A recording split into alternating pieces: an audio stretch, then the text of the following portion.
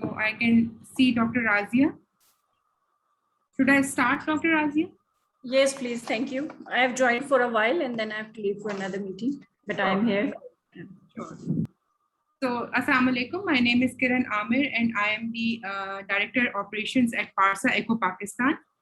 I would like to welcome you all to our series of TB Echo initiated by Isolation Hospital and Infectious Treatment Center, Islamabad, IHITC, and Parsa Echo Pakistan in collaboration with Medical Microbiology and Infectious Diseases of Pakistan, MMIT-SP, and National TB Control Program. Today's session is titled Utility of Currently Available Lab Diagnostic Test for Pulmonary and Extrapulmonary TB, and our expert for today is Dr. Muhammad Luqman Sati. Before I introduce to our experts for today's session, let me go through some standard announcements. We are part of a global movement called Project ECHO based in USA with an objective to disseminate knowledge and best practices. We do protect patient privacy, so none of the information used in this session will identify any individual or patient. For maintaining discipline, you all are muted, but we do encourage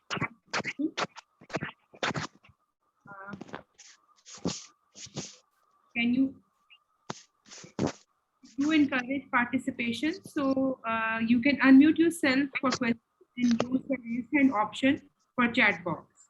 By participating, you have given the consent for recording. The recorded session will be available on our YouTube channel. Link will be shared by Haris in the chat box. CME certification is facilitated by Aga Khan University, Karachi, and link will be shared by Ashifa in chat box. You are requested to fill it and avail the opportunity. Our experts for today's session is Dr. Muhammad Luqman Sati. He did his FCPS in medical microbiology from AFIP Rawalpindi in 2010. He has more than 8 years of teaching experience at Quetta Institute of Medical Sciences, Army Medical College Rawalpindi, and Behria University Medical and Dental College Karachi. Also, he is published 55 times in both national and international journals. Presently serving as consultant medical microbiologist at PLS Shifa Hospital, Karachi. So without further delay, I will hand over to Dr. Razia, joined as facilitator for this session. Thank you so much, Kiran. And I'm very pleased that this series of ECHO for TB and HIV are going very well. And we are in this fourth session for TB ECHO. We have presented today Dr. Luqman, and as Kiran has already introduced him. So I will just tell you the title of his talk. It's the utility of currently available lab diagnostic tests for pulmonary extrapulmonary TB.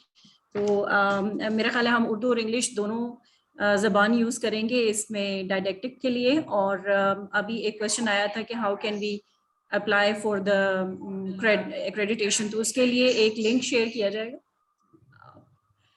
Link share किया जाएगा जो आशिफा करेगी, उसको please fill out कर दीजिएगा.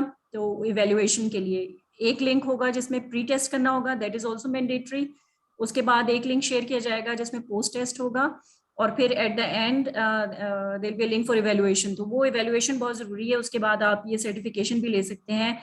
And from Aga Khan university, as Kiran has already told, कि आपको उसके लिए CME क्रेडिट्स जो हैं वो मिल जाएंगे. और वो हम बहुत शुक्रगुजार हैं डॉक्टर बुशरा की एफर्ट्स का कि अब हमारे सेशंस जो हैं वो CME एक्रेडिटेड हो गए.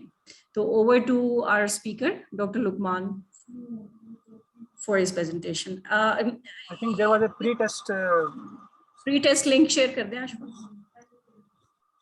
Okay. Pre-test के लिए हम मेरे ख्याल couple of minutes दे देते हैं. We will wait for 5 minutes and then you can start, Dr. Luqman.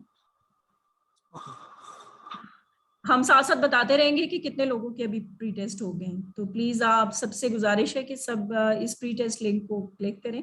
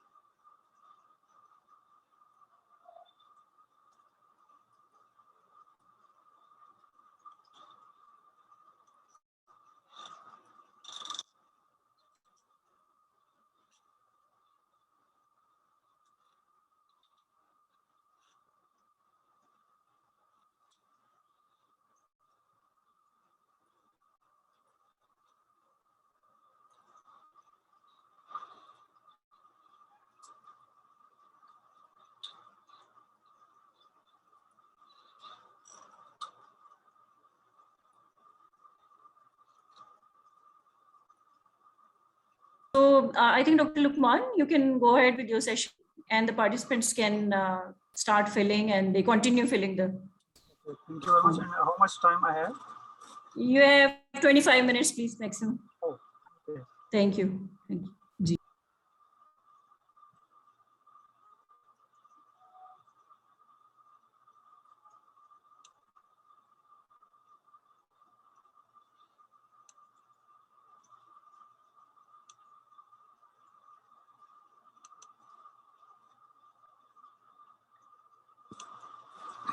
So, Bismillahirrahmanirrahim.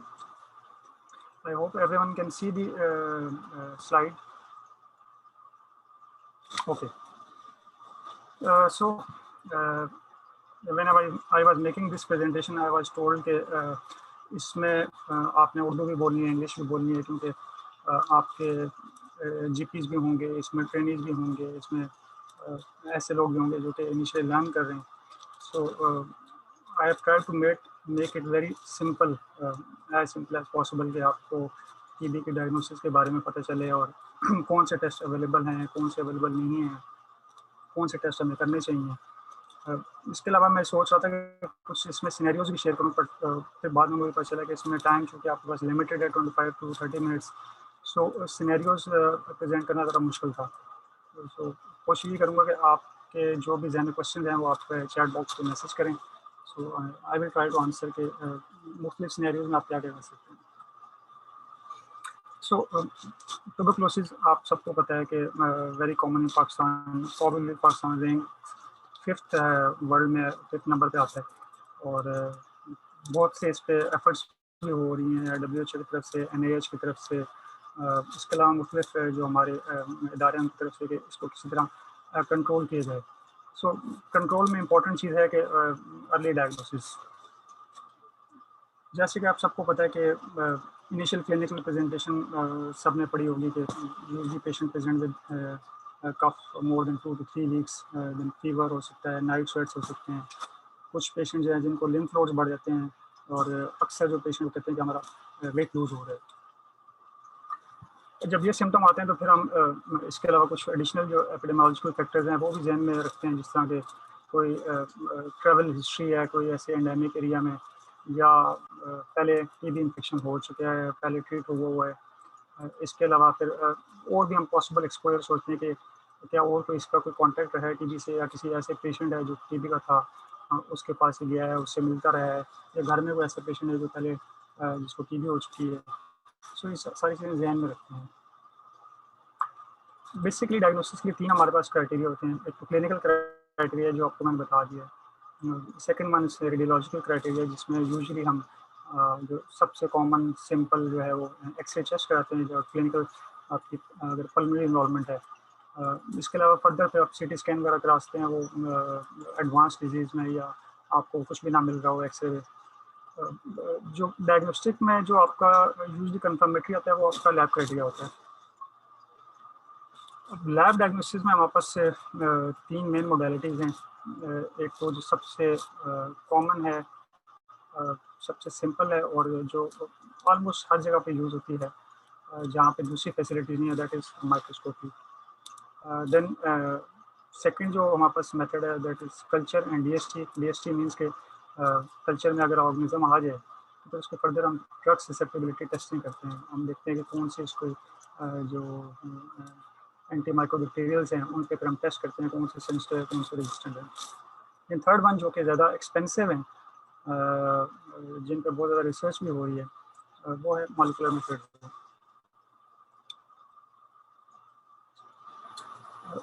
इसके अलावा हमारे पास कुछ इनडायरेक्ट टेस्ट होते हैं. आप सबको पता है डायरेक्ट टेस्ट होते हैं जिसमें आइदर हम जो माइक्रोबैक्टीरिया है उसका हम DNA पकड़ते हैं डायरेक्ट टेस्ट में, या उसको लाइव ग्रो करते हैं, या उसको कोई एंटीजन जो है ना वो हम डिटेक्ट करते हैं. दैट इज डायरेक्ट टेस्ट, जिसमें हम डायरेक्टली टारगेट करते हैं ऑर्गेनिज्म को.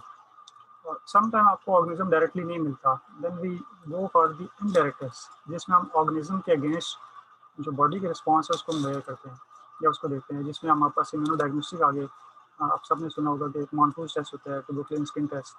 देन फिर हमारे पास ये इंटरफ्रॉन गामा रिलीज एस्से, क्वांटिफ्रॉन गोल्ड सेल आपने सुना हो, वो है. फिर हमारे पास लैब में अदर पैरामीटर्स जिस तरह आप हेमेटोलॉजी देखते हैं, histopathology is very important specially in case of tissues जहाँ पे आपको सॉलिड ऑर्गन इन्वॉल्व हैं और आपको टिश्यू के सैंपल लेना पड़ता है डायग्नोसिस के लिए। कल्चर यूजली उसकी यील्ड कम होती है, तो फिर आप हिस्टोपैथोलॉजी में उसको देखते हैं कि आपको ग्रेनोमाज मिल जाते हैं। So these are the indirect test, basically इसमें आप डायरेक्टली ऑर्गेनिज्म को तो नहीं देखते, लेकिन ऑर्गेनिज्म से क्या के बाद जो रिस्पॉन्स होता है बॉडी का वो हम देख लेते हैं। ये सिंपल सा फ्लो चार्ट है कि आप कैसे डायग्नोज करते हैं। सैंपल आपने प्रॉपर सैंपल लिया है, आगे बताऊंगा कि प्रॉपर सैंपल कैसे लेते हैं। फिर उसके बाद डायरेक्ट मेथड्स जिसमें हमने बताया था कि माइक्रोस्कोपी होती है। माइक्रोस्कोपी में आपको पॉजिटिव मिलेगी या नेगेटिव मिलेगी, दोनों सूरतों में आपको कल्चर करना है, क्योंकि कल्चर आपका गोल्ड स्टैंडर्ड होता है। और कल्चर के बाद फिर आप जाहिर बात है ड्रग्स स्टेबिलिटी टेस्टिंग भी करते हैं। और फिर उसके बाद मॉलिक्यूलर मेथड होते हैं कि अगर आपको कल्चर में ना मिल रहा हो तो मॉलिक्यूलर मेथड्स कर सकते हैं। ये स्लाइड जो है ना आपके लिए इम्पोर्टेंट है कि अक्सर आपके पास सैंपल आते होंगे जो अगर मोस्ट ऑफ द लैब में माइक्रोस्कोपी अगर होती है तो इस तरह के सैंपल आते होंगे। ये स्पूटम का सैंपल है। सो आपको फिजिकली आपको डिफरेंशिएट करना आना चाहिए कि what is sputum, what is saliva. तो जैसे कि स्लाइड में आपको नज़र आ रहा है कि आपको पहले जो पिक्चर है वो सलाइवा की नज़र आ रही है, बिल्कुल थिन सा है जिसको हम थूक कहते हैं। फिर सेकंड में न्यूक्लाइड और थर्ड में हमारे पास पुरलेंट है। सो आपको पता होना चाहिए कि सैंपल कैसे लेना चाहिए, सैंपल को चेक कैसे करना है कि वो आइडियल सैंपल है या नहीं है। क्योंकि अगर आप सलाइवा दे रहे हैं और एक भी लिए, so there are less than 1% chance कि उस सलाइवा में आपको एक भी मिलेगा या एसिड पार्क बैसिलस मिलेगा। So proper sample collection is very very important.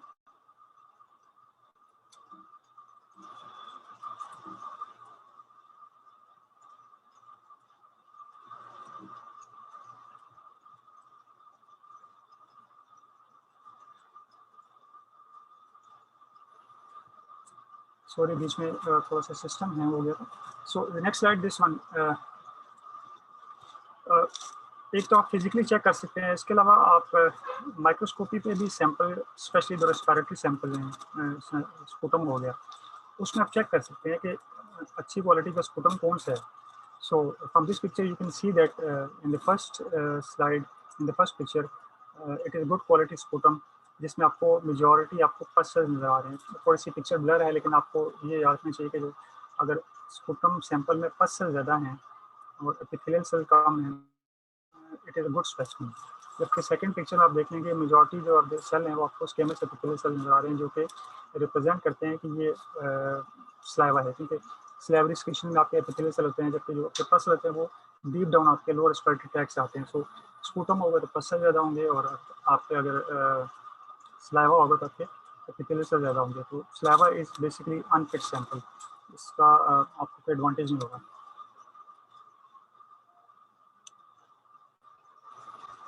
So how to take the proper sputum collection, ये इंपॉर्टेंट है आप सबके लिए। जो भी पेशेंट आता है जिसको आप सस्पेक्ट करें कि ट्यूबरकुलोसिस है और उसका आपको स्पूटम सैंपल लेना है, so this is very important कि आपने उसको बताना है कि कैसे सैंपल लिया जाए। क्योंकि अगर आप सिंपल कहेंगे कि एक लेमैन को कि मुझे आप जो है ना सैंपल ले अपना थूक का या बलगम का, तो वो प्रॉब्लली शायद उसको समझ नहीं आया, वो सिंपल जो है ना थूक का सैंपल ले लेगा, उसका कोई फ़ायदा नहीं होगा। सो आपने उसको समझाना है कि कैसे सैंपल लेंगे। So these are some guidelines. एक तो प्रेफरेबली अर्ली मॉर्निंग का सैंपल होना चाहिए। उसके बाद फिर आपने अपना जो माउथ है उसको क्लियर करना है, बट क्लियर से हमारा एक सिंपल आप गॉर्गल कर सकते हैं, not brushing the teeth. Container जिसमें आप सैंपल लेंगे that should be open container हो, वाइड हो, क्लीन हो, या स्टेराइल मिले तो अच्छी बात है, और लीक प्रूफ हो, कहीं टूटा ना हो। देन इसके अलावा आपका जो है ना पेशेंट को आपने बताना है कि आपने सैंपल से पहले डीपली इनहेल करना है 2 to 3 टाइम्स, और फिर इनहेल के बाद एक्सहेल भी करना है। उसके बाद उसको बताना है कि कफ करके जो सैंपल आते हैं ना फ्रॉम द चेस्ट, मतलब जो आप लोअर रेस्पिरेटरी ट्रैक्ट से जो सैंपल है प्रॉपर डीप कफ करके, that is a proper sputum sample.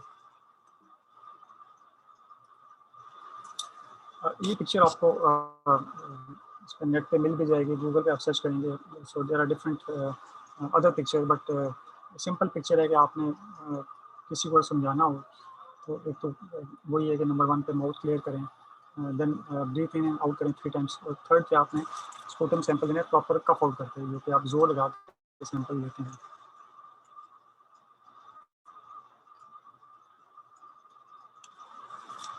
अच्छा, कुछ पेशेंट ऐसे होते हैं जिनमें स्पूटम प्रोड्यूस नहीं होता, स्कैंटी स्पूटम होता है या स्पूटम प्रोड्यूस नहीं कर सकते, तो फिर कुछ और भी मेथड है। जिस तरह ये है स्पूटम इंडक्शन मेथड होता है, जिसमें क्या करते हैं कि आप एक पोजीशन करते हैं पेशेंट की, पोजीशन करके उसको फिर आप नेबुलाइज करते हैं विद सोडियम क्लोराइड, जो नॉर्मल स्लैंग से नेबुलाइज करते हैं। सो नेबुलाइज का क्या फ़ायदा होता है कि जो उसकी सिक्रीशन होती है वो ब्रेक होना शुरू हो जाती है, लूज होती है। जब नेबुलाइज करने के बाद फिर आप पेशेंट को दोबारा कहते हैं कि डीप ब्रीदिंग करें, और डीप ब्रीदिंग के बाद दोबारा फिर कफ करें। तो उसमें होता है कि स्पूटम इंडक्शन ये यूजुअली किया जाता है, उसमें फिर ये सिक्रीशन प्रोड्यूस होना शुरू हो जाती है और उसमें आप स्पूटम सैंपल ले सकते हैं।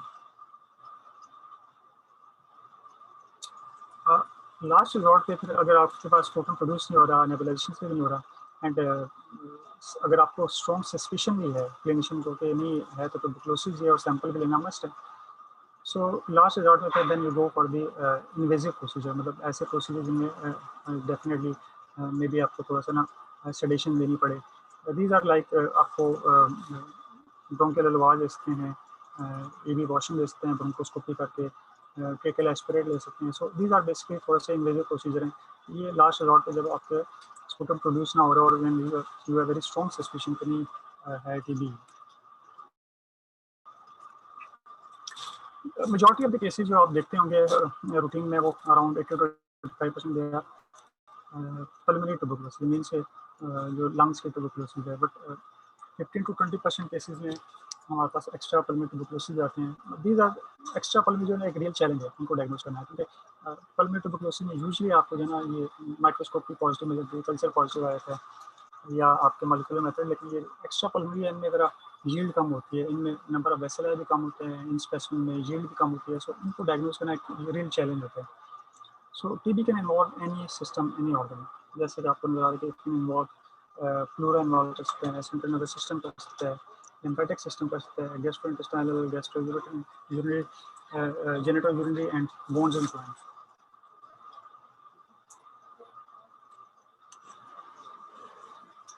सो सैंपल कैसे कलेक्ट करेंगे जो हमारे पास हैं एक्स्ट्रा पल्मोनरी में? So it depends on the site, जिस साइट का इन्वॉल्वमेंट होगी उस साइट का आपको सैंपल चाहिए होगा। ये बात ध्यान में रखने के अक्सर जो हमारे पास सिनेरियोज आते हैं, मैं बीच में 7 सिनेरियोज बताऊंगा कि एक पेशेंट है जिसको TB, let's for abdominal TB suspected है, तो अक्सर ये मिसनॉमर है कि अक्सर ब्लड ले लें, ब्लड का पीसीआर कर लें। ब्लड के पीसीआर में नहीं आएगा टीबी, मैं आपको स्टडी भी दिखाऊंगा। ब्लड के पीसीआर में आपको टीबी बहुत कम मिलेगा। अगर ब्लड में अगर टीबी आ रहा है, इसका मतलब है कि वो बिल्कुल फैल चुका है। सो आइडियली जो है आपको उस पोर्शन का जहाँ पे इन्वॉल्वमेंट है वहाँ के स्पेसिमेन लेना है। सो मे बी वो उस पोर्शन में स्पेसिमेन लेने के लिए आपको इन्वेजिव प्रोसीजर करना पड़ेगा, बायोप्सी करनी पड़ेगा, but that is the ideal specimen जिसमें आपको कुछ मिलेगा। आपको ब्लड से या बाकी से कुछ नहीं मिलेगा जो कि इन्वॉल्वमेंट है जहाँ पे नहीं। सो अगर आपका ट्यूबरकुलोसिस मेनिंजाइटिस है तो जाहिर बात है आपको सीएसएफ लेना पड़ेगा। इस तरह अगर आपको सॉलिड ऑर्गन इन्वॉल्व है, अगर लिवर इन्वॉल्व है, स्प्लीन इन्वॉल्व है, तो इंटेस्टाइन इन्वॉल्व है, तो आपको मे बी तो लेप्रोस्कोपिक जरिए आपको टिश्यू चाहिए, टिश्यू लेना पड़ेगा। इसके अलावा बायोप्सी ले सकते हैं, एस्पिरेट ले सकते हैं। एस्पिरेट मीन्स अगर लेट्स सपोज आपको एसाइटिस है, सस्पेक्टेड है एब्नॉर्मल टीबी और एसाइटिस हुई है, you have to take the ascitic tap, aspirate लेना पड़ेगा। माइक्रोस्कोपी जो मैं आपको बार बार बता रहा हूँ कि ऑलमोस्ट हर जगह पे अवेलेबल है, लोग करते भी हैं। इसके फ़ायदे क्या हैं और नुकसान क्या हैं? फ़ायदे ज़्यादा हैं कि एक तो रैपिड है, so you just stain slide, जो भी आप स्पेसिमेन लेते हैं, स्पूटम सैंपल आ गया या बाकी स्पेसिमेन आ गया, उसकी आपको स्लाइड बनानी है, जेड स्टेन करना है। सो विद इन मेरे ख्याल में आप हाफ एन आवर आप उसका स्लाइड बना के रिजल्ट दे सकते हैं, मैक्सिमम 1 आवर में रिजल्ट दे सकते हैं। सो एक तो रैपिड है। दूसरा इनएक्सपेंसिव, आपको सिंपल स्लाइड चाहिए और रीजेंट चाहिए। आजकल बने बनाए रीजेंट्स आ रहे हैं जो कि स्टेनिंग वाले रीजेंट होते हैं। पहले होता था कि खुद बनाना पड़ता था, दैट जो कि मुश्किल प्रोसीजर था। अब तो बने बनाए स्टेन आ रहे हैं जो जेड स्टेन के होते हैं। सो इनएक्सपेंसिव है और इसका फ़ायदा है कि आप कंसनट्रेटेड स्पेसिमेन में भी कर सकते हैं, डायरेक्ट में भी कर सकते हैं। डेफिनेटली कंसंट्रेटेड का मतलब है वो स्पेसिमेन जिनको आप स्पिन करते हैं, मतलब आप उसको सेंट्रीफ्यूज करते हैं और सेंट्रीफ्यूज करने के बाद जो डिपॉजिट होता है उससे स्लाइड में आते हैं, तो उसमें ज़्यादा चांस होते हैं एक भी आने के। सो दोनों पे कर सकते हैं, डायरेक्ट और कंसंट्रेटेड पे भी। बट इसके कुछ जो डीमेरिट्स हैं, एक तो ये कि लेस सेंसिटिव है देन कल्चर। डेफिनेटली कल्चर जो है गोल्ड स्टैंडर्ड है। कल्चर में अगर आपके पास एक स्पेसिमेन में 10 भी ऑर्गेनिज्म हो तो कल्चर उसको पकड़ लेगा।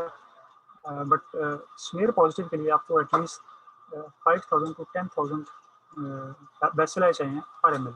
तो जो स्पूटम का 1 ml है तो उसमें कम से कम 5000 से लेकर 10,000 आपको ऑर्गेनिज्म चाहिए, तब जाके वो आपको माइक्रोस्कोप पे नज़र आना शुरू होगा, तो माइक्रोस्कोप पे पॉजिटिव होगी। सो अगर माइक्रोस्कोप, इसका मतलब है कि अगर एक पेशेंट है जिसमें अगर लेट्स सपोज 100 बेसिलाई हैं उसके सैंपल में, है तो सही बेसिलाई पॉजिटिव है, बट माइक्रोस्कोप उसको नहीं पकड़ेगी। सो माइक्रोस्कोप ये नेगेटिव का मतलब ये नहीं कि उसमें बेसिलाई नहीं है, ट्यूबरकुलोसिस नहीं है, तो इसकी सेंसिटिविटी फिर कम हो जाती है ना। अगर नंबर ऑफ बेसिलाई कम होंगे तो सेंसिटिविटी कम होगी। सो एक मिनिमम जो रिक्वायरमेंट है 5000 to 10,000 बेसिलाई पर एम एल, 1 ml में चाहिए होंगे। अगर 1000 से कम बेसिलाई हैं तो आपके चांसेस लेस देन 10% हो जाते हैं कि वो नजर आएंगे या माइक्रोस्कोपी आपकी पिक करेगी उसको। बट फ़ायदा वही है जो आपको बता रहा हूँ कि इसके अलावा कोई और ऐसी मोडेलिटी नहीं है जो कि ईजिली इम्प्लीमेंट की जा सके एक नॉर्मल लैब में या छोटी लैब में। इसके अलावा माइक्रोस्कोपी का बड़ा फ़ायदा है कि आप इसको मॉनिटरिंग के लिए भी यूज़ कर सकते हैं कि अगर एक पेशेंट है जिसको आपने माइक्रोस्कोपी पे पकड़ लिया, ये पॉजिटिव आ गया, उसको आपने ट्रीटमेंट स्टार्ट कर दिया, देन आफ्टर द ट्रीटमेंट आपको मॉनिटरिंग भी चाहिए कि क्या ट्रीटमेंट सही है, जो स्मीयर इनिशियली पॉजिटिव था स्मीयर नेगेटिव हो रहा है नहीं हो रहा, इसके लिए आपको माइक्रोस्कोपी चाहिए। तो आप इसको दोनों तरीके से यूज़ करते हैं कि for diagnosis as well as for the treatment monitoring के लिए। ये एक स्लाइड है जिसमें बेसिकली बताया गया माइक्रोस्कोपी के बारे में कि आपके अगर ऑर्गेनिज्म कितने होंगे तो कितने चांस होंगे उसके पॉसिबिलिटी या प्रोबेबिलिटी होगी पॉजिटिव रिजल्ट की। सो अगर 0 से लेके 100 हों, फील्ड आप देखते हैं 0 से 100 फील्ड देखते हैं, यूजली आप आगे बताऊँगा कितनी फील्ड देखनी चाहिए, और लेस दैन 1000 बेसिलाई हों तो आपकी चांस है लेस दैन 10%।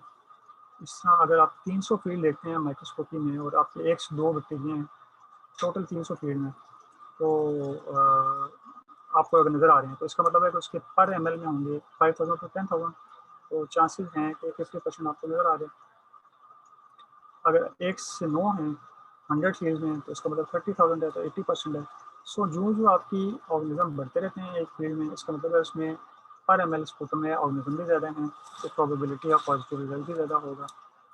तो अगर आप एक स्मीयर पॉजिटिव जिसको हम 4+ करते हैं, जिसमें आपके 10 बेसिलाई पर फील्ड है, मतलब आप जिस भी फील्ड में देखते हैं माइक्रोस्कोपी जो आपको 10 या 10 से ज़्यादा नज़र आ रहे होते हैं बेसिलाई, इसका मतलब स्ट्रॉन्गली पॉजिटिव है, 4+ है, तो उसको तो डिटेक्शन का मसला नहीं है, तो उसकी प्रोबेबिलिटी ऑफ पॉजिटिव 99.95% है।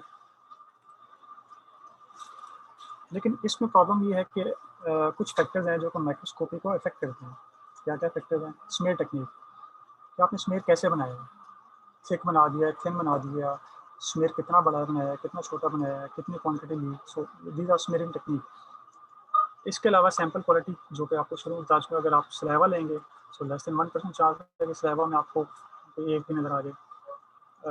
सैंपल क्वांटिटी इंपॉर्टेंट है, जितनी क्वांटिटी सैंपल की ज़्यादा होगी इतने चांसेस हैं कि ज़्यादा आप उसमें पिक कर सकेंगे। स्टैनिंग रीजेंट्स हैं प्रिपरेशन, आजकल तो प्री फॉर्म रीजेंट्स आ रहे हैं, बने बनाए आ रहे हैं, लेकिन जब पहले बनाते थे तो बनाने में इशू हो जाता था, रीजेंट एक्सपायर हो गए, रीजेंट पुराने हो गए या बनाने में कंसंट्रेशन में मसला हो गया, तो जाहिर बात है वो स्टैनिंग सही नहीं होती थी। Then another important factor is microscopist, जो माइक्रोस्कोपी कर रहा होता है, अगर वो एक्सपीरियंस नहीं है तो वो मे बी मिस कर जाए उसको, या फॉल्स पॉजिटिव डायग्नोज कर दे, किसी और चीज़ को एसिड का बेसिलर बना दे। सो आइडियली अगर एक को नज़र आता है तो दूसरे को जरूर दिखा दे कि ये मैंने एक भी देखा है, तो इसको कंफर्मेटरी के लिए कि दूसरे को भी दिखा दे। इसके अलावा जितने ज़्यादा सैंपल एक पेशेंट के होंगे इतनी ज़्यादा सेंसिटिविटी बढ़ेगी। लाजमी है कि एक सैंपल आज दिया तो उसमें नेगेटिव तो नेगेटिव है, मे बी वो नेक्स्ट मॉर्निंग जो सैंपल देता है, क्योंकि इसके एक सैंपल ही यूजली आइडियली आपको 3 सैंपल चाहिए, आगे बताऊँगा, तो यदि दूसरे सैंपल में पॉजिटिव आ जाए, सो जितने सैंपल ज़्यादा होंगे पॉजिटिविटी ज़्यादा होगी, सेंसिटिविटी ज़्यादा होगी। कंसंट्रेशन ऑफ स्पेसिमेन मींस के स्पेसिमेन जब आता है उसको आप कंसंट्रेट करें, उसको स्पिन करें, रोटेट करें सेंट्रीफ्यूज में, तो जो डिपॉजिट से बनाएंगे दैट इज मोर कंसंट्रेटेड, इसका मतलब उसमें ज़्यादा एसिड का बेसिलर जमा हो गए होंगे, ज़्यादा उसमें कंसनट्रेट होंगे तो ज़्यादा चांस होंगे पॉजिटिव आने का। सो आइडियली 3 सैंपल्स, एक पेशेंट है जो कि प्रेजेंट कर रहा है पल्मोनरी ट्यूबरकुलोसिस के साथ, सिम्टम है टिपिकल उसके। सो आइडियली कहते हैं कि हम उसको 3 सैंपल लेते हैं, 1 at spot and 2 conductive early morning samples. इसका क्या मतलब है? इसका मतलब ये है कि एक तो आपने जो पेशेंट आता है जो सस्पेक्टेड है उसको आपने जो ही आता है तो उसका उसी टाइम लेना है, उसको कहते हैं स्पॉट सैंपल, कि आप देयर एंड देन सैंपल ले लें। उसका क्या फ़ायदा है? अक्सर ये लोग पूछते हैं, उसका फ़ायदा ये है कि अगर वो स्पॉट पे आपने सैंपल ले लिया और अगर आपने उससे स्टेन कर लिया, आपने रेडिन स्टेन कर लिया एक्सपोज, और within half an hour 1 hour आप चेक करके आपको पता चलता है कि वो तो पॉजिटिव है, उसका स्मेल पॉजिटिव है, तो क्या फ़ायदा होगा कि आप देयर एंड देन आप पेशेंट को बता सकते हैं कि भैया आप पॉजिटिव है, आप आइसोलेट हो जाए, बजाय इसके कि आप उसको कहें कि नहीं अगले दिन तो excuse me doctor Luqman, sorry, एक पार्टिसिपेंट का कमेंट है कि थोड़ा सा स्लो हो जाए। ओके। सो मैं ये बता रहा था कि आप जो स्पॉट सैंपल का फ़ायदा सिर्फ ये है कि अगर आप स्पॉट सैंपल लेते हैं और वो पॉजिटिव आ जाता है तो आप देयर एंड देन पेशेंट को बता सकते हैं कि आप पॉजिटिव हैं, you are smear positive, you are infectious, कि आप दूसरों को फैला सकते हैं। सो आप बेहतर हैं कि आप आइसोलेट हो जाएँ, एडमिट हो जाएँ, क्योंकि अगर आप उसको कहेंगे कि आप सैंपल लेके चला जाए, आप उसको कहेंगे कि नहीं दोबारा कल सैंपल लाएँ, तो वो एक दिन का जो गैप होगा दोबारा आने में, उसमें आप सोच सकते हैं कि वो जहाँ जहाँ जाएगा तो वो इन्फेक्शियस है तो वो फैला सकता है। सो स्पॉट का फ़ायदा ये होता है कि अगर वो पॉजिटिव तो देयर एंड देन पकड़ा जाए। हाँ, अगर स्पॉट में नेगेटिव आ रहा है तो वो नेक्स्ट डे मॉर्निंग वाला सैंपल भी देगा और फिर उससे नेक्स्ट डे भी देगा। कुछ लोग कहते हैं कि आपने पहला स्पॉट देना है, मतलब आज अगर जाता है बंदा तो वो उस टाइम दे दे लैब में, फिर उसके बाद अर्ली मॉर्निंग वाला सैंपल लेके आ जाए, और जब लैब में आता है तो फिर दोबारा दे, उसको भी स्पॉट कहते हैं कि मतलब 3 सैंपल हो जाएंगे, 1 spot, 1 early morning and then other spot. लेकिन मोस्ट ऑफ द स्टडीज़ कहती हैं कि पहला स्पॉट होगा, नेक्स्ट 2 जो कंजक्टिव होंगे वो अर्ली मॉर्निंग के सैंपल होंगे। सो स्टडीज़ ये कहती हैं कि जब आप 2 सैंपल्स एग्जामिन करते हैं तो chances of detection are more than 90%। इसके अलावा थर्ड सैंपल अगर आप उसमें ऐड करते हैं तो डिटेक्शन जो है ना 95 से 98% इंक्रीज हो सकती है। बट अगर इन तीनों में नेगेटिव सैंपल या आपका नेगेटिव स्मेयर आ रहा है, इसको ये रूल आउट नहीं करता कि ट्यूबरकुलोसिस नहीं है, ठीक है, क्योंकि मैं वही बता रहा हूँ कि बैसिलाई कम हो सकते हैं जो कि मे बी कल्चर में पकड़े जाएँ या मॉलिक्यूलर मेथड में पकड़े जाएँ और माइक्रोस्कोपी ना पकड़ी हो, तो इसको आप नेगेटिव लेबल नहीं कर सकते।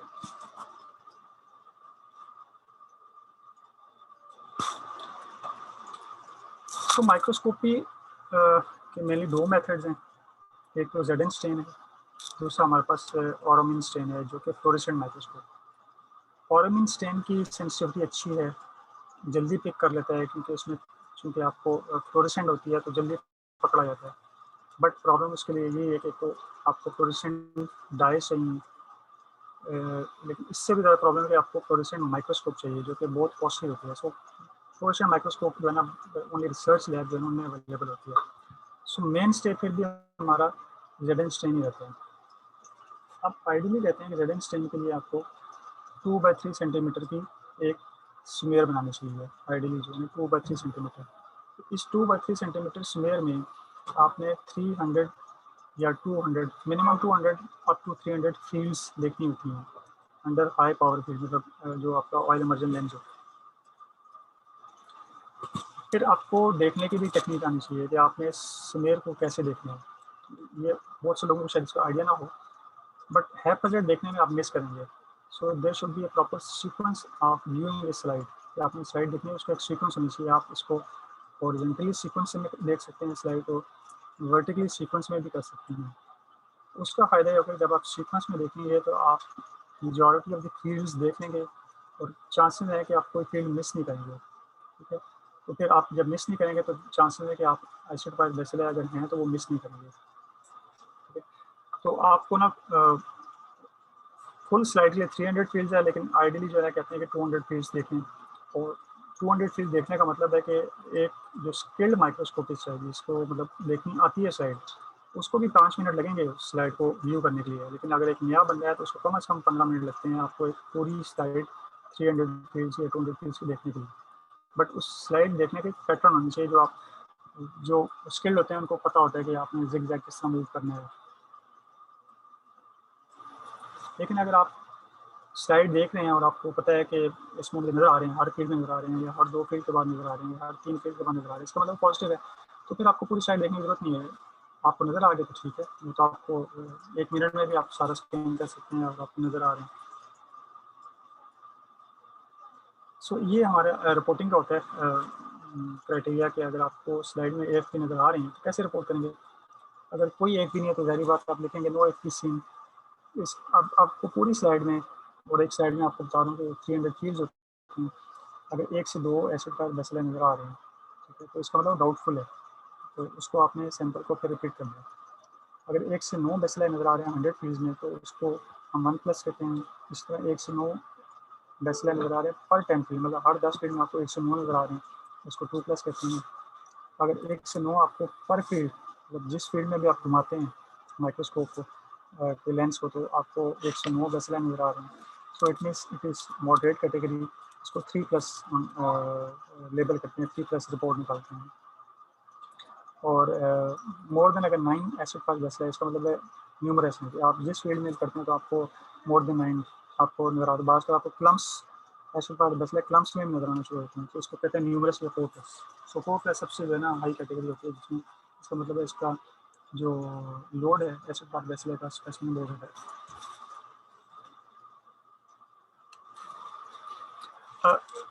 माइक्रोस्कोपी मैं इसलिए फोकस ज़्यादा कर रहा हूँ क्योंकि जो हमारा मेन स्टेट डायग्नोसिस है हमारे कंट्री में, मोस्ट ऑफ द लैब में जो कि रिसोर्स लिमिटेड लैब हैं, छोटी लैब हैं, उनमें ये माइक्रोस्कोपी ही है। सो माइक्रोस्कोपी तो परफेक्ट होनी चाहिए। उसके लिए मैंने डिटेल में बताया, लेकिन आपको अगर किसी को ज़्यादा डिटेल चाहिए माइक्रोस्कोपी के बारे में, तो ये एक बुकलेट है छोटी सी, इसको ज़रूर पढ़ लें। इसमें काफ़ी डिटेल में दिया हुआ है कि how to do the microscopy, troubleshooting जिसे क्या हैं, क्या फॉल्स पॉजिटिव हो सकते हैं, क्या फॉल्स नेगेटिव हो सकते हैं, और उनकी कैसे हम रेक्टिफाई कर सकते हैं। So this is a good handbook. So the second जो कॉमन मोडालिटी है वो कल्चर है। So there is no alternative to culture. Culture is still it is the gold standard. Culture के बहुत मेथड हैं, but it is a lengthy process, time consuming है, but still it is the gold standard. उसकी reason gold standard क्यों है कि तो आप बेसल आएगा एसिड का बेसल को लाइफ ग्रो करते हैं। अगर ग्रोथ आ रही है इसका मतलब है बेसल आया था उसने ग्रो किया। और सेकेंड ये कि इसमें अगर कम भी बेसल आए हों, अगर 10 भी हों बेसल आए पूरे सैंपल में या पर ml में, तो कल्चर पॉजिटिव आ जाता है। ठीक है, तो sensitivity and specificity of culture is 80 to 98%। उसकी सेंसिटिविटी भी अच्छी है 80% है, स्पेसिफिसिटी भी अच्छी है कि 98% है। इसके अलावा कल्चर का फ़ायदा ये है कि जब आपके पास ऑर्गेनिज्म ग्रोथ आ जाएगी, फिजिकल ग्रोथ आ जाएगी, उसमें आप फर्दर ड्रग लगा सकते हैं। ड्रग सटेबिलिटी टेस्ट करते हैं कि ये जिस तरह मुख्तलिफ ड्रग हैं, इसमें डिफरेंट सेंसिटिव है या MDR है, XDR है, मल्टी ड्रग रेजिस्टेंट है, सारा सेंसिटिव है या एक्सट्रीमली ड्रग रेजिस्टेंट है।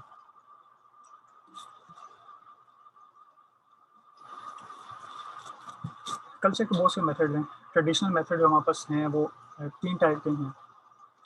एग बेस्ड हैं, आप सबने सुना होगा कि LG मीडियम होता है, Livingstone junction medium, green colour का होता है। इस पे आप ग्रो करते हैं। ये ट्रेडिशनल पुराना मेथड था, अभी भी कुछ लैब में यूज़ हो रहा है, क्योंकि अभी तक रेफरेंस जो है ना ये कुछ लैब में रेफरेंस मेथड के तौर पर यूज़ हो रहा है, और पैरेलल भी लगाते हैं कुछ लैब में इसको ना, उसकी रीज़न है पैरेलल लगाने की। बट इसका से प्रॉब्लम ये है कि इसका मीडिया बनाना ज़रा मुश्किल है, कम्बरसम प्रोसीजर है, टाइम कंज्यूमिंग है, कल्चर में टाइम लेता है। सो एग बेस्ड मेथड जो है ना ये ट्रेडिशनल मेथड है। फिर सेकेंड है हमारे पास एगर बेस्ड। जो आपको सेकेंड पिक्चर नज़र आ रही है एगर है, जिसमें आप नॉर्मल बैक्टीरिया की कॉलोनी शुरू होते हैं। तो इसमें जो एगर हैं वो मिडिल ग्रुप के होते हैं, 7, 10 और 11। ये यूजली सॉलिड या सेमी सॉलिड एगर होते हैं। थर्ड वन हमारे पास लिक्विड मीडिया है, जिसमें हमारे पास 7H12 है, मिडिल ग्रुप 7H12 ये नाम है इसका, कि जो लिक्विड मीडिया है। लिक्विड मीडिया में फर्दर बड़ी वैराइटीज आ गया कि कुछ कमर्शियली अवेलेबल सिस्टम आ गए हैं जो कि लिक्विड मीडिया यूज़ करते हैं और वो जल्दी रिजल्ट देते हैं।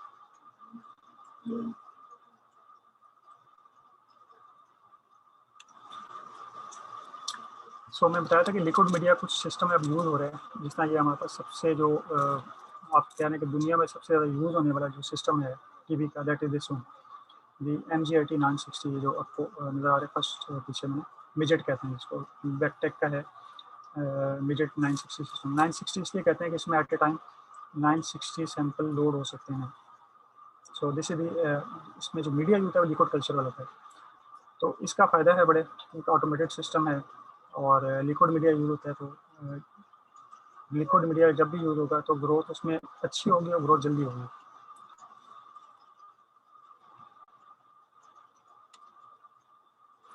डिफरेंस क्या है सॉलिड और लिक्विड में?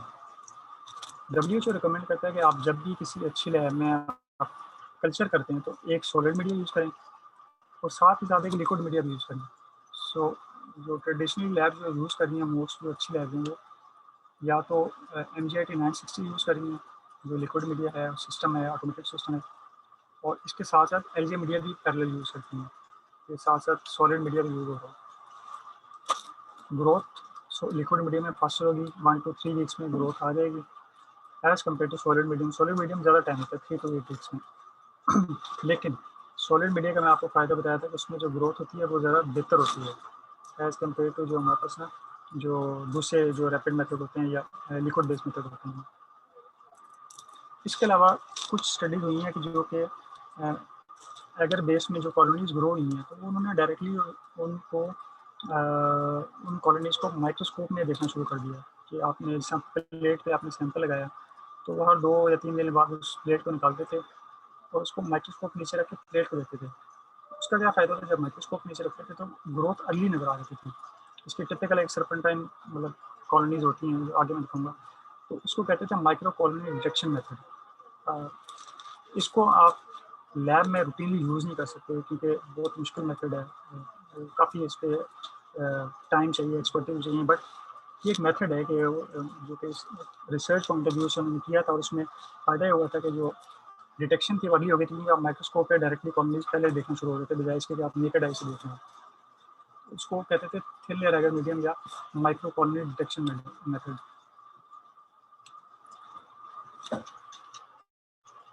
इसके अलावा कुछ स्ट्रेन ऐसे हैं जो कि लिक्विड मीडिया में ग्रो नहीं होते या अदर मीडिया में ग्रो नहीं होते, तो एलजी स्टोक यानी एलजी मीडियम उनके लिए अच्छा है। सॉरी डॉक्टर लुकमान, थोड़ा सा रैप अप कीजिएगा because we are short of time. Okay, तो दिस वाज द मेथड जो कि मैं आपको बता था कि ये आप देखें कि जो एक स्टडी पब्लिश की थी उसमें काफ़ी काम हुआ है, बहुत स्टडीज पब्लिश हुई हैं जो कि माइक्रो कॉलोनी मेथड है। ये आप टिपिकल यूनिवर्सिटी कॉलोनी देख रहे होंगे लेफ्ट साइड पे, ये सर्पेंटाइन कॉर्ड नहीं होते जिसमें सर्पेंटाइन्स होते हैं, उस तरह की कॉलोनी माइक्रोस्कोप नीचे नजर आनी चाहिए और अगली आप कर सकते थे ये माइक्रो बैक्टीरिया। जबकि जब राइट साइड पे जो है आप देखें कि इसकी जो कॉलोनी है गोल स्मूथ सी कॉलोनी अराउंड है, ये नॉन ट्यूबरकुलस माइक्रो बैक्टीरिया। सो इसका फ़ायदा ये था मेथड का, आप सैंपल में आपको माइक्रो बैक्टीरिया भी पकड़ सकते थे और नॉन ट्यूबरकुलस जो एटिपिकल माइक्रो बैक्टीरिया वो भी आप माइक्रो कॉलोनी या माइक्रोस्कोप के जरिए पकड़ सकते थे पहले। फिर ये एक और नाइट्रेट डिटेक्टेड ऐसा मेथड था, ये भी रिसर्च पर्पस के लिए लोगों ने बहुत इसको यूज़ किया है। इसको WHO ने एंडोर्स भी किया हुआ है for resource limited country, but again इसके लिए आपको LJ बनाना पड़ता है, मुश्किल ज़रा मेथड है, कम्बरसम मेथड है। जब आपके पास कॉलोनी आ जाए then you go for the identification के मेथड्स यूजुअली जो है हमारे पास वो मॉलिक्यूलर मेथड ही हैं, जिसमें हमारे पास न्यूक्लिक एसिड हाइब्रिडाइजेशन है, देन हमारे पास HPLC आपने सुना होगा, फिर बायोकेमिकल टेस्ट आइडेंटिफिकेशन और आजकल जो लेटेस्ट है मॉलिटॉप मेथड है, मास स्पेक्ट्रोमेट्री स्पेक्ट्रोफोटोमेट्री से कहते हैं मॉलिटॉप मेथड। आइडेंटिफिकेशन के बाद फिर DST करते हैं, ससेप्टेबिलिटी टेस्टिंग करते हैं, उसके लिए भी वही मेथड है, या तो आप एगर बेस यूज़ करेंगे या फिर आप लिक्विड मीडिया यूज़ करेंगे फॉर ससेप्टेबिलिटी टेस्टिंग। उसमें होता है कि आप बेसिकली जितनी भी ड्रग्स होती हैं जो कि यूज़ होती हैं वो आप पैरेलल लगा रखते हैं अलॉन्ग विद ग्रोथ कंट्रोल, एक साथ ग्रोथ कंट्रोल लगाते हैं।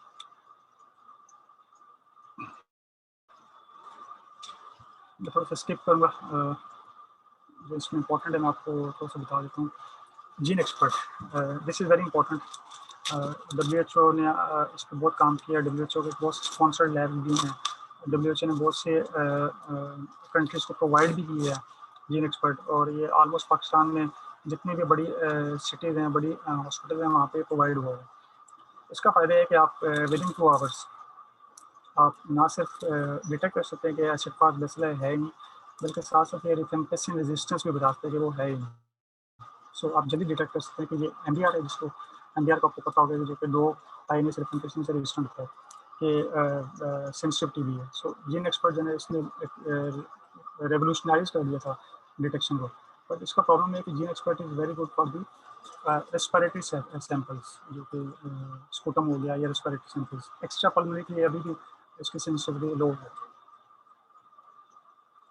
सो जीन एक्सपर्ट जिसने बता दिया था कि विदिन 2 आवर्स रिजल्ट देता है, उसको WHO ने बैक इन 2011 इसको एंडोर्स भी किया है for diagnosis and rifampicin resistance. इसके अलावा एक इंपॉर्टेंट पॉइंट है, gene expert is not use for monitoring. ये आपको याद होना चाहिए कि जीन एक्सपर्ट मॉनिटरिंग के लिए यूज़ नहीं होता, कि आपने एक दफ़ा डायग्नोस कर लिया उसके लिए तो अच्छा है, लेकिन मॉनिटरिंग के लिए यूज़ नहीं होता जीन एक्सपर्ट। ये फ्लो चार्ट है, ये प्रॉब्लम जब मैं प्रेजेंटेशन अगर शेयर करता हूँ तो ये आप एक दफ़ा पढ़ लीजिएगा। It is very good chart, लेकिन अभी टाइम से भी कम है तो इसको समझाना ज़रा मुश्किल है। फ्लो चार्ट है कि आपने कैसे सैंपल के बाद उसको ट्रबल शूटिंग है कि अगर स्मीयर नेगेटिव है, जीन एक्सपर्ट पॉजिटिव है, जीन एक्सपर्ट पॉजिटिव है, स्मीयर नेगेटिव है, तो उसमें कैसे हम ट्रबल शूटिंग कर सकते हैं।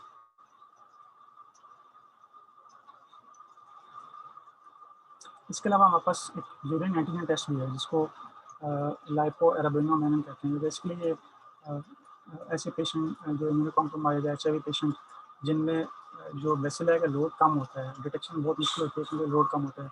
सो उनमें बाद का यूरिन एंटीजन टेस्ट करते हैं, जो कि डिटेक्ट करते हैं माइक्रोबैक्टीरियल सेल वॉल लाइपो एराबिनोमेनम। इसकी भी सेंसिटिविटी अच्छी है, लेकिन अमंग दोज पेशेंट हुआ इम्यूनो कॉम्प्रोमाइज HIV पेशेंट वगैरह में। ये वही है, बेसिकली लेटरल फ्लो ऐसे मेथड है, इम्यूनोक्रोमेटोग्राफिक मेथड है, स्ट्रिप कितना होता है कि इसमें कलर प्रोड्यूस होता है पॉजिटिव नेगेटिव वाला। Then diagnosis of latent TB important है कि लेटेंट टीबी में हमारे पास 2 इंपॉर्टेंट टेस्ट है, एक तो TST है, ट्यूबरकुलोसिस स्किन टेस्ट, जिसको मॉन्टोज भी कहते हैं, और interferon gamma release essay. So but इसमें याद करने की बात है कि यूजुअली इसको डायग्नोसिस के लिए यूज़ नहीं करते, इसको लेटेंट के लिए यूज़ करते हैं। अक्सर लोग यूज़ करते हैं कि एक्टिविटी के लिए। These are not for active TB, these are only for the latent tuberculosis के लिए। ट्यूबरकुलोसिस स्किन टेस्ट आप सबको आना चाहिए। आपको पता है कि ये इंटरडर्मल इंजेक्ट करते हैं, जो प्योरीफाइड प्रोटीन डेरिवेटिव होता है। उसके बाद फिर हम 48 to 72 आवर्स उसका रिस्पॉन्स देखते हैं। यूजली हम ये रेडनेस देखते हैं, एरिडीमा देखते हैं और इसको मेजर करते हैं। सो मेजर करने के बाद जो रीडिंग आती है उसके बेस पे हम मुख्तलिफ रिजल्ट्स होते हैं कि अगर ड्यूरेशन इसकी अगर मोर देन 5 mm है तो पॉजिटिव होगा, 3 पेशेंट में पॉजिटिव होगा, ये HIV इन्फेक्टेड पेशेंट है या जिसका रिसेंट कॉन्टैक्ट हो गया। इसके अलावा जो ऑर्गन ट्रांसप्लांटेशन है उनमें इवन मोर देन 5 mm भी पॉजिटिव होगा। सो अगर ड्यूरेशन मोर देन 10 mm हो तो किस में पॉजिटिव होगा? ड्रग यूजर में पॉजिटिव होगा। इसके अलावा हाई रिस्क जो सेटिंग उनमें लोग हैं उनमें पॉजिटिव होगा। जो ऐसे लोग जो लैब में काम कर रहे हैं उनमें पॉजिटिव होगा। लेस देन 4 ईयर चिल्ड्रन उनमें पॉजिटिव कंसिडर किया जाएगा। और अगर मोर देन 15 हो तो वो किसी में भी हो तो वो पॉजिटिव होगा, तो उसके लिए रिस्क फैक्टर नहीं चाहिए। कोई भी बंदा जिसका मोर देन 15 तो पॉजिटिव कंसिडर होगा। इसके बहुत से फॉल्स पॉजिटिव रहते हैं, इससे अगर माइक्रोबैक्टीरिया का नॉन ट्यूबरकुलस माइक्रोबैक्टीरिया या मॉड जिसको होते हैं उसका इन्फेक्शन तो वो भी पॉजिटिव कर देगा। प्रीवियस BCG वैक्सीनेशन जिसका हमारे लोगों में हुए थे उनमें पॉजिटिव आते फॉल्स पॉजिटिव। इसके अलावा अगर आपने सही इंटरप्रिटेशन या रिजल्ट की रीडिंग सही नहीं की तो उसमें पॉजिटिव आ सकता है। फॉल्स नेगेटिव के बहुत से रीज़न है कि वेरी रिसेंट टीबी इन्फेक्शन हो, वेरी यंग एज हो, रिसेंट वैक्सीनेशन हुई हो, उसमें फॉल्स नेगेटिव आ सकता है, या डिफेक्ट्स इन एडमिनिस्ट्रेशन के सही इंजेक्शन ही ना लगाया हो। फिर हमारे पास कुछ मेथड है जो कि इंटरफेरॉन गामा रिलीज ऐसे कहते हैं, इंटरफेरॉन क्वांटिफेरॉन गोल्ड आपने सुना हो। इसका सिर्फ फ़ायदा ये है कि ये इसके फॉल्स जो है ना पॉजिटिव कम है, ये इफेक्ट नहीं होता माइक्रोबैक्टीरिया अदर देन ट्यूबरकुलोसिस से। अगर ये पॉजिटिव है तो इसका मतलब है कि उसको प्रीवियस इन्फेक्शन हुआ है with mycobacterium tuberculosis, not non tuberculosis mycobacteria. So इसका एडवांटेज एक तो ये है। दूसरा एडवांटेज ये है कि इसमें एक दफ़ा ब्लड सैंपल लेना पड़ता है, एक ही दफ़ा, दोबारा विजिट की जरूरत नहीं है। जबकि आपके पास मॉन्टूस में पहले एक दफ़ा इंजेक्शन लगाएगा पेशेंट, फिर उसके बाद 48 आवर्स के बाद दोबारा आएगा इंजेक्शन रिपीट कराने के लिए। सो 2 विजिट है, इसमें एक ही विजिट है। और इसमें जो है ना स्पेसिफिक है पर माइक्रोबैक्टीरियम ट्यूबरकुलोसिस के लिए बेसिकली ये लिम्फोसाइट की एक्टिवेशन दिखता है कि कितने लिम्फोसाइट एक्टिवेट हुए और इंटरफेरॉन गामा रिलीज हुए। देन एक्स्ट्रा पल्मोनरी ट्यूबरकुलोसिस में कुछ हमारे पास प्रॉब्लमेटिक है, ट्यूबरकुलोसिस मेनिंजाइटिस है। यूजुअली हम CSF लेते हैं, आप सबको पता है। तो CSF के कुछ पैनल होते हैं टेस्ट के, वो हम करते हैं। डॉक्टर लुकमान, आई थिंक हमारे पास टाइम बहुत कम रह गया है, तो अभी सो आई थिंक क्वेश्चन आंसर्स कर लेते हैं। हाँ, क्योंकि अभी लास्ट स्लाइड की बायोसेफ्टी गाइडलाइंस है कि ये प्रॉब्लम है, ये कर लेता हूँ जी। जो बायोसेफ्टी गाइडलाइंस, जारी बात है इसमें इंपॉर्टेंट है बायोसेफ्टी इश्यूज। आप चूँकि माइक्रोबैक्टीरिया से डील करते हैं, उसमें पोटेंशियल होता है एरोसोलाइज का, खासतौर जब स्पेसिमेन डील करते हैं तो एरोसोलाइज हो सकते हैं, या जो स्पेसिमेन को कंसंट्रेट कर होती हैं, सेंट्रीफ्यूज कर होती हैं। तो इसमें कुछ बायोसेफ्टी गाइडलाइन होती हैं। वो ये है कि अगर आप रिस्क असेसमेंट इंपॉर्टेंट है कि आप क्या कर रहे हैं इस लैब में। अगर आप सिंपल माइक्रोस्कोपी कर रहे हैं तो आपका मिनिमल रिस्क है, आप सिंपल माइक्रोस्कोपी कर सकते हैं, कोई इशू नहीं होता, ये चीज़ आपने पहनी है और सेफ्टी इश्यूज रखते हैं आपने। लेकिन अगर आप सैंपल को प्रोसेस कर रहे हैं तो मॉडरेट रिस्क है, और अगर आप सैंपल को मैनिपुलेट कर रहे हैं, ठीक है, तो वो हाई रिस्क है। सो रिस्क के लिहाज से आपको प्रोसेसिंग करें तो आपको बायोसेफ्टी करनी चाहिए, और अगर मैनिपुलेट करें तो आपको प्रॉपर एक सेफ्टी लेवल चाहिए। ये आगे डिटेल है कि आपको क्या क्या इसमें लेवल चाहिए फॉर माइल्ड, मॉडरेट और जो हाईएस्ट रिस्क है उसके लिए। So this is all, thank you very much.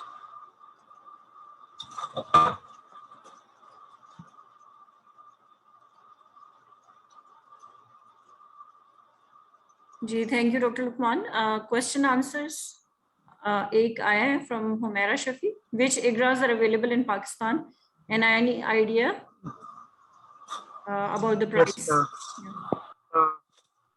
जब प्रॉब्लम मैं FIP में था तो उस वक्त जो है ना क्वांटिफ्रान यूज़ हो रहा था, और क्वांटिफ्रान TB गोल्ड प्रॉब्लम यही है जो अभी तक यूज़ हो रहा है। और इसके भी इश्यूज काफ़ी ज़्यादा हैं, क्योंकि एक तो कॉस्टली है, हर जगह अवेलेबल नहीं है। मेरे ख्याल में शायद आखा में FIP में भी एक आर सेंटर में अवेलेबल है, लेकिन इसके इश्यूज हैं कि it is very costly test. आपको जो है ना कॉस्ट का इसमें डेफिनेटली कॉस्ट बेनिफिट ज़रूर देखना पड़ेगा आपको, कि अगर आप क्यों करवाना चाह रहे हैं ये आप ज़रूर देखें। क्वांटिफ्रान TB gold it is available, जो कि IGRA में। और दूसरा मैं इसमें ऐड करना चाहूंगी कि जो हमारी नेशनल गाइडलाइंस कहती हैं from national TB control program, तो हम यूजुअली IGRA इसलिए यूज नहीं करते because of cost, and we usually use TSTs. Yes, you are right. The cost is the main issue, but otherwise, quantifran it is more specific to mycobacterium tuberculosis as compared to TST.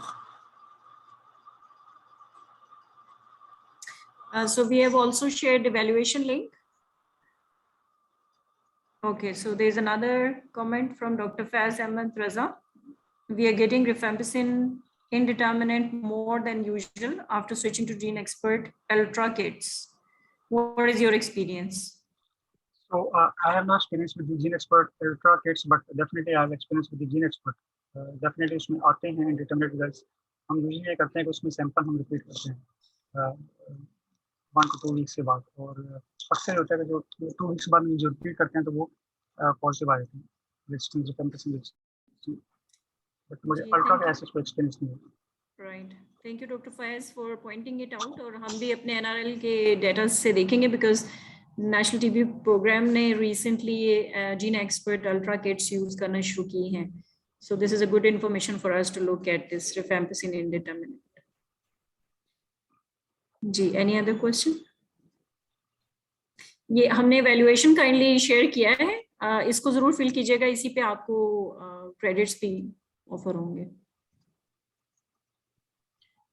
Dr. Lukman, you can please stop share. Thank you.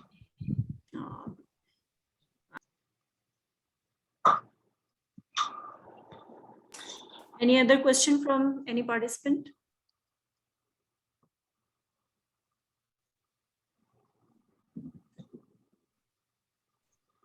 I don't see any specific question in the chat.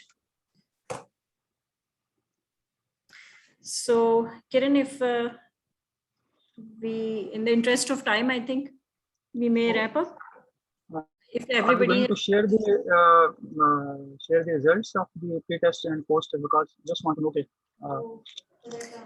this will be shared later on. Yeah. There are some more questions, Dr. Razia. Okay. So let's have a look. From Mehek Junaid, can we directly advise patient gene expert test without prior AFB smear? Dr. Lukman? Same question, gene expert पहले नहीं करने चाहिए, पहले AFP करने चाहिए, उसकी कुछ reason है. समटाइम जीन एक्सपर्ट पॉजिटिव आता है और AFP नेगेटिव आता है, समटाइम AFP पॉजिटिव आता है, जीन एक्सपर्ट नेगेटिव आता है, सो दोनों की इंटरप्रिटेशन डिफरेंट है.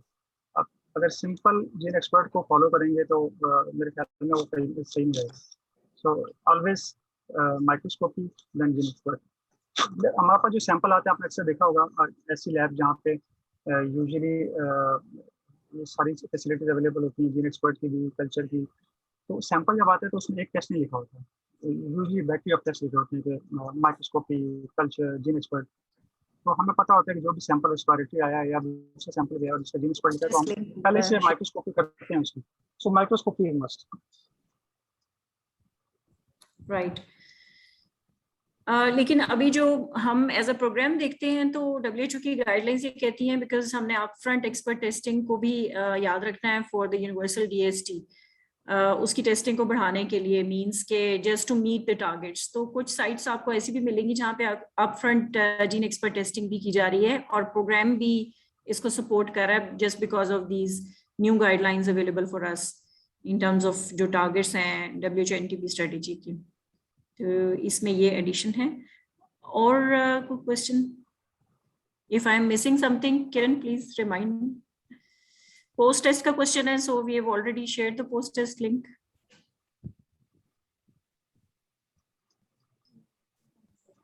Should we go for line probe assay if RIF indetermined by expert ultra, or should troubleshoot the test?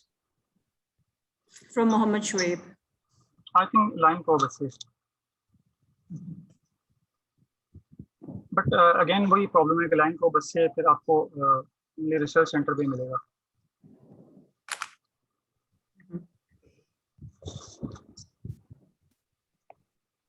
So, okay, there is a new message. I think we have done with the questions. Ashfa check करें.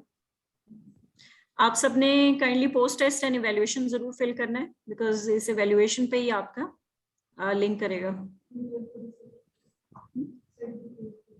हाँ, certificate के लिए फिर आपको उसी link को follow करना होगा, लेकिन for certificate there are certain procedures from AKU which you have to follow.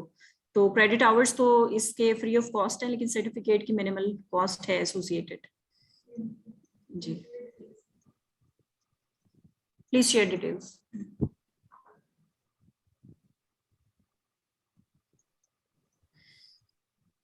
So I think there are no more questions, Kiran. Okay. So should we wrap up?